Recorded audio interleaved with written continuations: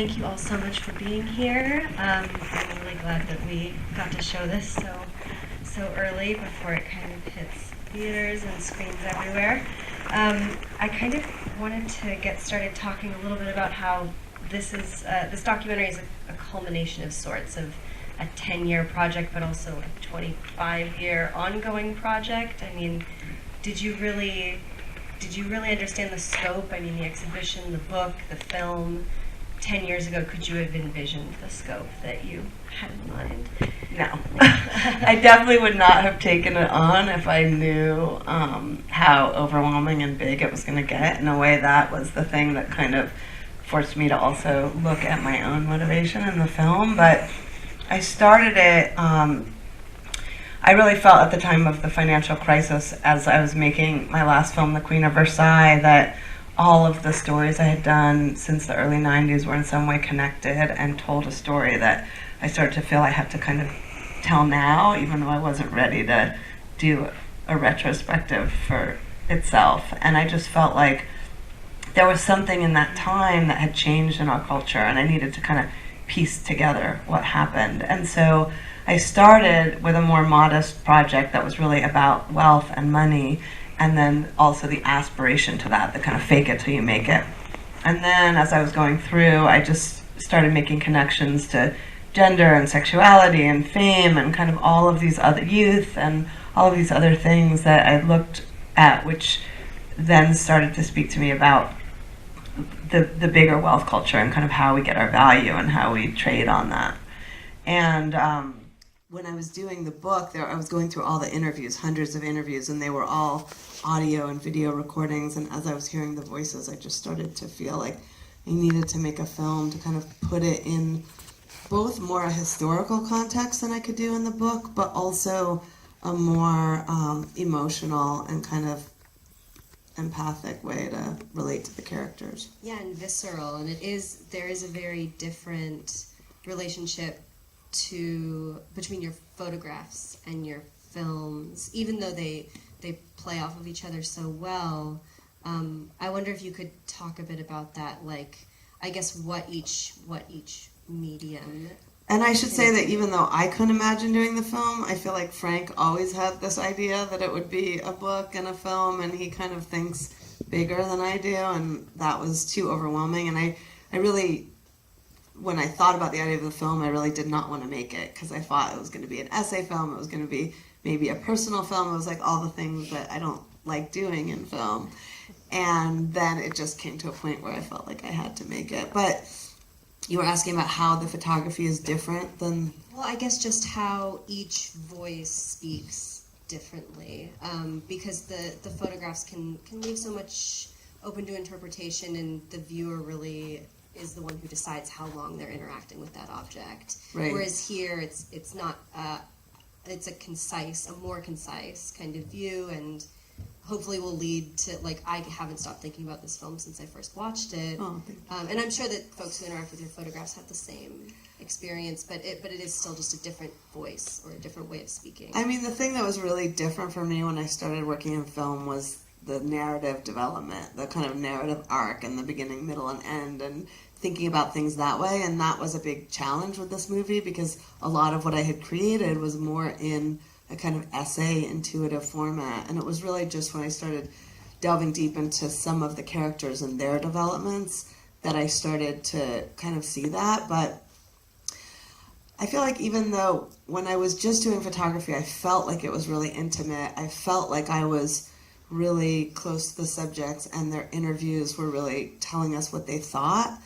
But now, compared to film, I feel like it is more voyeuristic and more distanced, and the film kind of allows more humanity of all of the people to kind of come through. And in this, I also just tried to show having myself, so you could kind of get to know the filter and the kind of lens through which the images are created. The other thing I want to say is that I think Lauren's journey from photographing this work to then making a film about it, she learned things about the work itself and her own involvement, so that the film being at the end of it allowed her to kind of bring other ideas that perhaps weren't in the book and aren't in the show, which is much more a presentation idea to an audience that stands in front of the images, reads the interviews, as you say, come up with their own ideas. But by the time she got to the film, she had formulated her own ideas. Yeah, it's like the film is more the pictures are more documentary, and in a way, I think I become more of a storyteller with the film, because the book and the show ends really dark. Like, it's really depressing, dark, apocalypse, end of the world. And here, after that, there's more hope and kind of awakening. And so I think with the film, it forced me to kind of look at also what I wanted to leave the audience with, and what I also really got from the characters to kind of honor their story. Well, but you still have, even the characters who you go back and visit, they're so candid and comfortable. You must, like, even when you were photographing them back then and then filming them now, they're still so open with you and comfortable. And that was really exciting, because there is something, especially after somebody's been published in a magazine or been in a movie, where there is a little bit more consciousness than, especially when I was beginning and I was photographing kids and nobody thought they would ever, be published or anything. And I think that in a way that was really exciting for me, was to go back to people with them kind of having full knowledge of how I work and what I do, and for them to let me in again. That was really wonderful. Yeah. I think it's interesting, too, that there's somewhat of a distinction that the film makes between money, which is kind of a concrete thing that I guess you could say has value, is a symbolic value, and wealth. And wealth, I think, has a much broader definition. So I was kind of interested, actually, in how all three of you know, Frank and Lauren, how you would define wealth, and how that perhaps differs from what some of your subjects might say, or how they might define wealth. Well, I mean, I think when we all were younger, the idea of material success and, the matching yourself against the Joneses, you could have a house, you could have maybe a slightly better car. That was sort of the goal, right? You go to college, you get a job, you get a house, you have a family. And in the period since then, the idea of what constituted success has morphed into other types of things, like how popular you are, how famous you are. You could be successful even without necessarily being materially successful. Body, and so all these other things have sort of come to bear on the idea of not so much wealth, but that idea of social success, which And used to status, be like leveraging status. So I think in my lifetime, I came from Ireland, so in Ireland, just basically getting a job and being able to buy a house was huge. Then you come to America, where they've taken it to a whole other level, and in the 25 years or more that I've been here, it's really gone kind of crazy.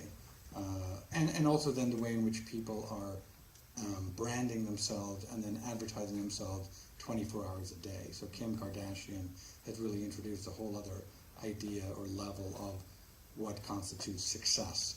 So that would be my contribution. But the younger generation probably has a different idea. I mean, I feel like he kind of said everything. But my definition of wealth would probably be a lot smaller. Like I mean, it'd be nice to say that, like, what wealth means to me is like being like content and like happy and stuff. But I feel like when you say wealth to anyone, that's not what they think. It's like wealth in our society means like having a lot of money and like spending your money and like the things that come with spending your money and stuff like that. I think like there's no real definition of wealth today, like, without money. Well, I do want to congratulate you, Noah, for keeping such an even head through all of this, and like even the interviews with you when you're 15, you're saying things that like I wouldn't have been thinking when I was 15. So I just want to commend you for that, and also kind of ask about. I mean, your mother was going around photographing kids who basically were hanging out at the same places that you would now go to hang out with your friends, and I'm just kind of curious, like, what being either peripheral to or involved in a community where there is still such, like, so status-oriented, that's still so status-oriented, and maybe even more so than what your mother was photographing, like, what it's like to kind of be an observer of that, and also perhaps a participant? That's an interesting question. I think about that a lot, actually, because, like, she talks about her work a lot and stuff like that, and I've, like, read her books and stuff, so I get to, like, see, like, the differences between, like, her friends and, like, my friends and stuff, and I think there still is, like, a lot of the same things, like people driving around in fancy cars and stuff like that. But I don't know. I personally don't think that a lot of the kids actually, I don't know if that's true. I think kids these days flaunt their wealth, like, probably to a greater degree than, like, the people in some of her older work. Like, you can even see it, like, with the kids, like, and what they wear. Like, a lot of kids these days will be showing off with wearing, like, Bape or Supreme or stuff like that. It's just, like, different stuff. I know I was saying that they had a thing at school in the 8th grade that some of the 8th graders were vaping, and Noah was like, in my day, nobody did that in 8th grade. But he one thing that was really, I think, kind of reflects what you were asking about is when he was 13, he went to a bar mitzvah where they had something I always wanted to photograph but never got the chance. It was like a money case with money blowing around, dollar bills blowing around with a blower, and you grab as much as you can and you keep what you grab. And it's like a TV sweepstakes gimmick. And Noah went in and did it, but he had somebody film it, and then he gave me the film. And so I feel like that's kind of how he plays. He's in it, he observes it, but then he also knows to film it. Yeah. good foresight. I did want to. I don't know how many of you noticed in the credits, but there were 4 editors who worked on this, and that must be because there's just such a giant mountain of material to go through. So, where did you start? Well, yeah, I mean it ended up being a 30-month edit, including two people working consecutively for a while. So it was kind of this mammoth edit. I think we budgeted for 12 months. Like, it was not at all expected. But the film really came together in the editing room, and it changed directions. And as it did, I would go out and shoot and bring that back. And so it was very much a kind of alive thing. In a way, the verite, the kind of moments were happening kind of in the edit room, and also what happened in the edit room then caused me to go out and shoot. And so, and then the other part of it is it's kind of, there's not really a reference for that I had seen for the way this movie's constructed, and it combines so many different ways of kind of editing and thinking, the essay, the character, the personal part. And so the other part about the 4 editors is they all really brought something completely unique to the process. And I think they were, in a way, my co-directors, because they were seeing things, especially because I was so close to it, that I couldn't. And so it was really my first editor, Aaron Wickenden, who thought I should be in it. And I really resisted that for a long time. And he had made movies about artists. He did the Vivian Maier documentary. And so we would have arguments like, this is not a film about an artist, it's a film by an artist. And so anytime it got kind of like mythic, I had to like bring it down. And so there was a lot of kind of creative development. I think also it's just a complex film. There's so much material with 25 years of audio, photographs, video, and so many things that have occurred and for Lauren to, and then each editor, as Lauren said, each editor brought their own piece, and then at some point they kind of like flatlined, and we needed to kind of bring in another editor, and so, you know, they all brought something, but ultimately Lauren had to be the center, had to be the center line that then finished the film. But that said, even once people moved on, they all kind of came back when I needed them at different pieces, because they all kind of contributed something different. And hopefully I'll be able to get people to work with me, even though now they see how hard I work. I wear people out a little bit. Well, I did want to turn it over to the audience for questions, but I have one more before I do. There are two moments where television is really criticized in this film. Someone, I forget who it is, says television is, I consider television a form of violence, and then at the very end we go back Chris to visit, Hedges. Right, Chris Hedges. And then at the very end we go back to visit the woman you photographed with her daughter, and she says, we don't have a TV in the home, she doesn't watch television, yet what you've made is going to be viewed on the screen. So I don't know, I just think it's interesting to include that view that visual media, or that visual media that enters the home is inherently violent or dangerous, and whether, like, how you kind of contend with contributing to that. Yes. Well, first of all, it's coming out in theaters first before it's on the That's true. That's true. I mean more as a moving image. So what Chris Hedges says in the end really struck home for me about that corporate capitalism and the values of corporate capitalism destroy culture, and give us an inability to understand our history and to look at ourselves and to look at ourselves critically. And that's the piece that is missing in the media that they're talking about. It's not like, I don't think there's a place for, you know, documentary films or amazing cinema or amazing television. It's more the values of the kind of purely profit-driven kind of content, and reality TV is one of those things that has a really strong impact. I mean, the other part of this story is that the backdrop of the 25 years is that we've never had so much inequality and so much concentration of wealth in the hands of the few, and so little social mobility. So it's almost like that's kind of where the violence comes in. It's almost like a cruel kind of irony that when people want this so much, it's much less possible than it was before.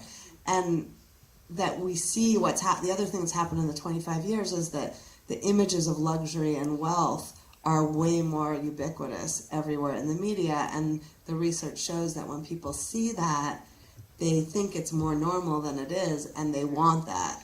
And so then there's this aspirational gap, which leads to just more dissatisfaction and unhappiness. The other thing I would say is that Lauren has the platform, while it can be a platform for a particular kind of media, it can also be, that platform can be used against itself. You can use the platform in a deconstructionary way. And Lauren has always done that. So if you look at her magazine work, or even her photo or books, you know, they're very glossy on the outside. Her latest book, Generation Wealth, it's a beautiful golden silk book, but it's got a hammer inside of it. It's, you know, so the work, she uses the medium and the language of popular culture, but she uses it as a way of bringing you in, and then when your eyes are open, she, you know, injects you with the, you know, the kind of revealing the matrix. And I'm definitely interested in that impact piece. Like, I also direct commercials. I did Like a Girl, and so I came to that from seeing the negative impact from advertising, and then also the possibility of doing something positive in that space. So I'm definitely drawn to the impact of movies and television, and definitely see a kind of way this is connecting with people that's really different and maybe more powerful than in the photography. And plus, part of this 25 years is the decline of print. And so for me now, shooting for magazines is not as exciting, and, you know, Or often, I'm sure. and not as often, and people are not kind of centered around the Sunday New York Times magazine like they used to be. So we have time for a couple questions from the audience. We have one right here on the aisle. If you could just wait for the mic to come to you. Thank you for a truly masterful work. Extremely thoughtful and thought-provoking and upsetting and moving. I was curious. I mean, the participation of your family. At first, when I saw you appear, I thought, "Oh, she's going to be a narcissist," but it proved to be such an integral part of the story, and it's very self-revealing. Did you have to persuade your family to participate? Not just you, but the rest of your family? I mean, did you have to talk them into it, or were they right into it? And then the second part is just, you're such a workaholic. Did you learn something and change something about yourself after making this film?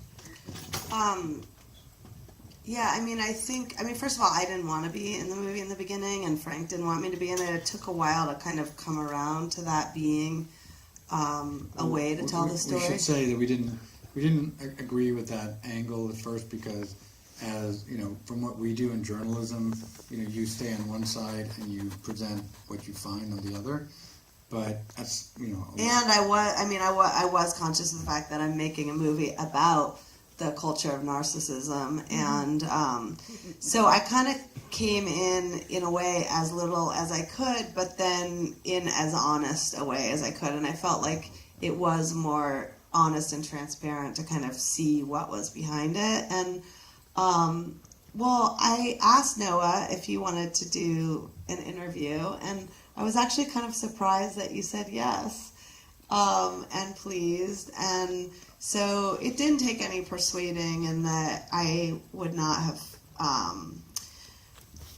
Gabriel saying you have a problem notwithstanding, I would not have pushed him into an interview, because I did feel like that was, there are a lot of things that you see in this film that they don't have a choice about, that they were kind of born into, but that was something that I felt was their choice.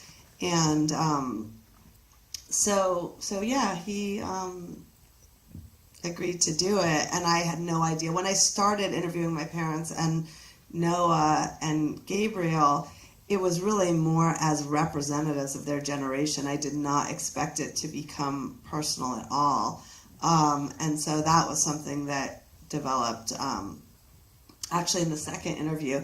After the first interview, I think there's a very magical kind of space, intimate space, when I'm doing an interview, and things are said that have kind of never been said before. And that also happened with the Queen of Versailles and David Siegel telling me things he hadn't told his wife. And it was even like that when I think there's just a very intense listening that when I'm with doing an interview. And so when I did the first interview with Noah, we talked for like 2 hours. I was listening really hard. It was very intense. And then when it was over and the cameras weren't rolling anymore, he said, "Mom, I think that's the longest we've ever talked uninterrupted." And I think, that was kind of true in the sense that like you're multitasking in life, and that kind of like really intense listening, doesn't necessarily happen. And so that made me want to ask him to do a second interview later, kind of thinking about what he'd said, and that, that maybe I needed to address that too. And Frank you didn't really want to be in it, but then you were kind of game as we went forward. Are you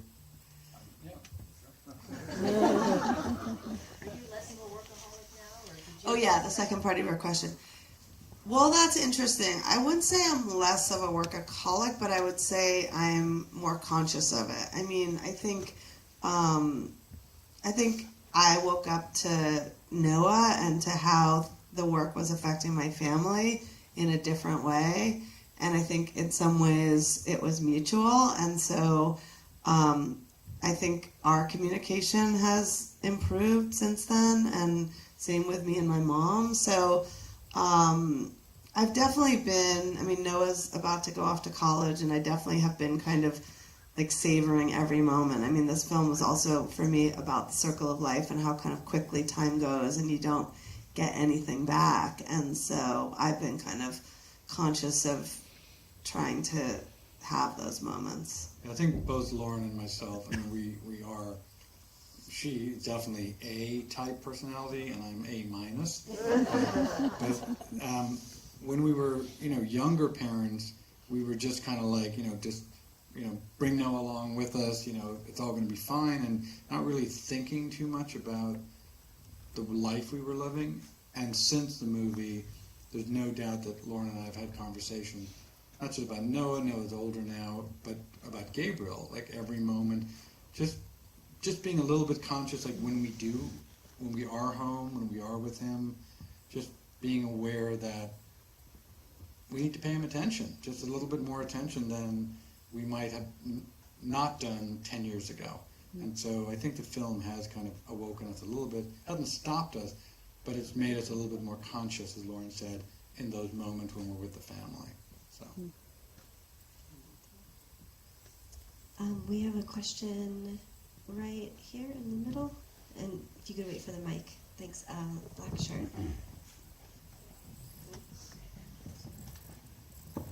So your son Noah here said earlier that he thinks kids today are more flashy regarding their wealth than a lot of the people that you photographed in your earlier works. So you, having really seen both generations up close, do you think that's actually the case, or do you think that kids were flashier, again, towards their older works? No, I think everything over the last 25 years has just gotten exponentially kind of worse and crazy. I think it's just the ubiquitous nature of media has just exploded. And what I was documenting in the 90s was the beginning of MTV and hip hop, and the way that was kind of transporting values of materialism into kids and all over the world. And I think that with the internet and then with social media, it's just gotten that much kind of more emphasized. And I mean, we even see that with Gabriel. Kids are buying and selling clothing items. Before school, they had to say no using devices before school because people were buying and selling things and making money from that. I was shocked by that. When we got a letter from the school, I thought it had to do with the use of the phone. Let's not have the kids on, but it was because they were trying to stop them from shopping. So there are kids who are buying stuff in bulk and then selling that stuff onto kids for a profit. Now, it's great entrepreneurial stuff, but it's so that anyway. But I think there's a real that comparing. I mean, in a way, this is all about comparing yourself to unattainable ideals and the dissatisfaction that comes in that and the kind of unhappiness. And I think that is just really exacerbated by social media. And not only are people comparing themselves to other people constantly, but they're comparing themselves to really fictional representations of other people who are retouching and art directing and curating. And I mean, Chris Hedges said one thing that was really powerful for me that I couldn't find a place to put in the film, but he said that Facebook has ruined friendship because friendship used to be about being vulnerable and breaking down the walls between people, and now friendship is all about presentation, which is kind of the opposite of friendship. And so I mean, that's why I wanted to talk to Noah about social media, and especially with girls and body image, but also with materialism. I think it's really strong, and I think the kind of loneliness and isolation that we're seeing, especially among young people, is directly related to that. Just a comment. You said kids shop before school. Andy Warhol said something like shopping is more American than thinking, or words to that effect. There's somebody who's had his hand up for a bit. Yeah. Thanks. Thank you. So you mentioned status and unattainable ideals. Do you think that people seek status to fill an innate void that all people feel, or are people conditioned to feel that way? That's all. I would say conditioned. I mean, the genius of Madison Avenue is that it takes both an inner there's obviously, as human beings, we want to find our place within our social group, and so competition and wanting to reproduce and be, find a mate and all that that's very biological. Madison Avenue has come in and really figured out a way to accelerate that, to create from a need-based society pre-war to World War II to kind of a want-based, a desire-based society that advertising really pushed post-war. And so I do think a lot of this is something that is coming in the form of messages from the media culture that we live in, and is not necessarily purely just biological. Then I also try. Sorry, go ahead, Noah. Well, I was gonna say, I think that's actually a really good question, and I don't know. I think it's a really good question because I feel like everyone does have like a void inside of them, and like it's probably not a conditioned thing. It's probably all of this, like as you said, like Madison Avenue. Like Madison Avenue, it doesn't go after random impulses that people have. It's all preconditioned, biological, innate things that people have. And Madison Avenue, it feeds into the subconscious of everyone. So it's responding to biological like processes and like psychological like incentives that people have, and like buying stuff and making money, like it like definitely it fills like void in people because it gives like meaning to their life. And that's like what everyone like looks for in their life. Like they look for meaning. And like if someone's meaning is like to like make money and to like buy stuff and to like give off an appearance of this, like it's like a false meaning, and they'll never be able to accomplish it, but it's a meaning. I mean, I totally agree with what both of them are saying, because what I tried to do was show how kind of everybody has a hole that they're trying to fill with things that can't fill that hole, and that's where the addiction comparison became really resonant for me, because it was like everybody, like a banker said, you always have to get to a certain number, but then you're out of the business, but when you get to that number, it's not enough. And that was so similar to what the girls with eating disorders would say, that they would go down to a certain number. And so it was like, what was behind that, those are just kind of coping mechanisms, and what was behind that was a kind of void or emptiness or hole they were trying to fill. And I think where Madison Avenue comes in is it's so good at exploiting those insecurities. So like girls, for example, with body image insecurities are just perfect consumers, but really anybody's insecurity makes them a great target for buying something. And the strange thing is that we're now hearing about the epidemic of sadness and loneliness. So the very system that we're in that's driving us to fill the void is actually making the void even worse. So we're being caught in this vicious cycle of trying to fill something and then becoming even unhappier in the effort to fill it. So I don't know. That's just my opinion. Yeah, this like isolationism and yeah. Right here in the front, Nate. Thanks.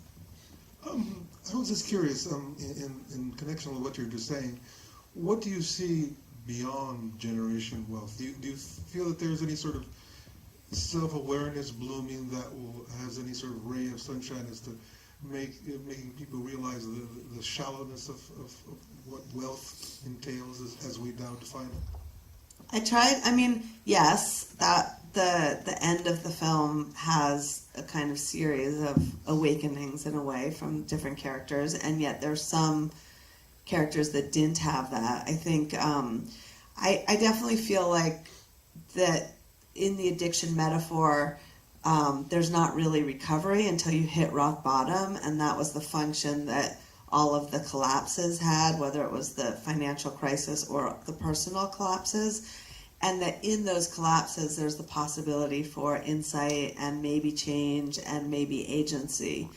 And some of the people, the country of Iceland is an example of that in a way, Mijanu in Paris, and some of the characters had that. But Florian, for me, represents that you don't really know if change is possible, in the sense that, was his change really, is it really sustained, or is it just limited to the moment of suffering, or is it just because of his suffering? And so, so I feel like there's the possibility of change, and some hope in that, you know, as we kind of barrel towards the apocalypse. But it's not a certainty. One of the things that I found really fascinating is Lauren did a book called Girl Culture, which really kind of documented over many, many years the kind of self-esteem crisis of young women in America. And it, in anyone who would read this book, it would sort of open the door, provide insight into kind of an entire construct that was designed around the insecurities of women and exploiting those.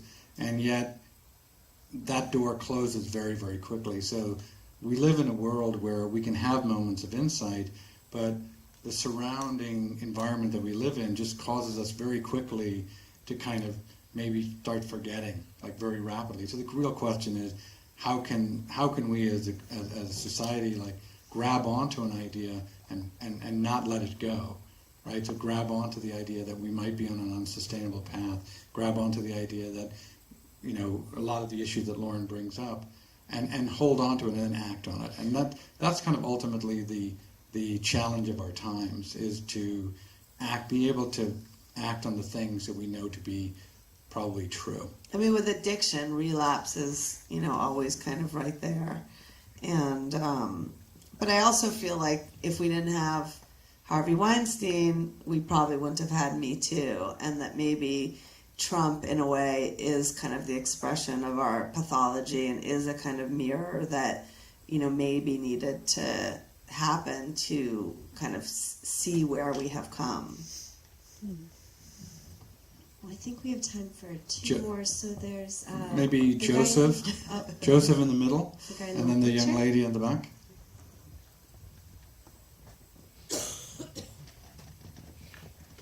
Kind of a question for Noah here.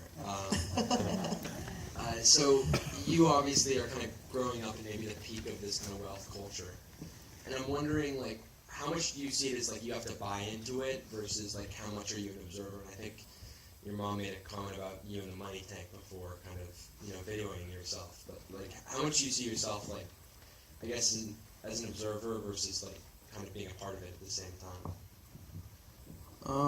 That's another good question.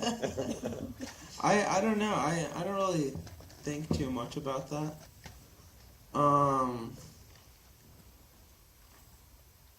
I don't know. I mean, I try to save money and stuff, but I guess it's always around me, but I don't really think too much on it. No. There's one more question, hand raised in the back. This is our last one, right? The last question. Hi, yeah. So I'm really curious, how did you get access to Russian oligarchs in Moscow? Did they know about the nature of your work and like your gaze?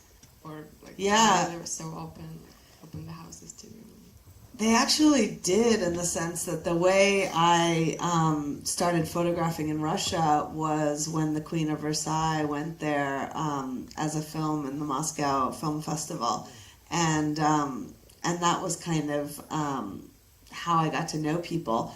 But in a way, I was also kind of an honored guest there, and so that gave me some status too.